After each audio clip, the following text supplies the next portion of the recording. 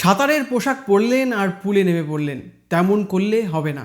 সাঁতারের আগে ও পরে ভালো করে সাবান মেখে স্নান করতে হবে। একবার ডায়রিয়া হলে না সারা পর্যন্ত সাঁতার বন্ধ রাখতে হবে এবং সতর্ক থাকতে হবে কোনোভাবেই যেন পুলের জল পেটে না যায়। বাড়াবাড়ি মনে হচ্ছে, তাই না? তবে শুনুন কি বলছেন বিজ্ঞানীরা।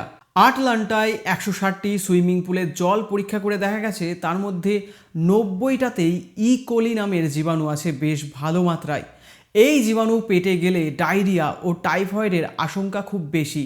তার সঙ্গে পাওয়া গেছে জিয়ার্ডিয়াসিসের জীবাণু, হেপাটাইটিসের ভাইরাস, সবেরই উৎস মানুষের মল থেকে। হিসেব কষে দেখা গেছে প্রতিটি সুস্থ মানুষের শরীর থেকে গড়ে 0.14 গ্রাম মল পুলের জলে এসে মেশে এবং ক্লোরিন দিয়ে জীবাণুমুক্ত করার শত চেষ্টার পরও এদের হাত থেকে পুরোপুরি মুক্তি মেলে না।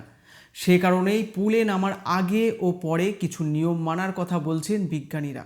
Centre for disease control Atlanta ইউএসের তরফ থেকে এই তথ্য জানানো হয়েছে। বুঝতে পারছেন, আমেরিকার মতো স্বাস্থ্য সচেতন দেশের যদি এই হাল হয়, আমাদের দেশের পুলের কি অবস্থা হতে পারে। কাজেই আসুন আজ থেকেই নিয়ম মানা শুরু করা যাক, তাহলে আর স্বাস্থ্য রক্ষা করতে গিয়ে উল্টে রোগে রোগে জেরবার হতে হবে না।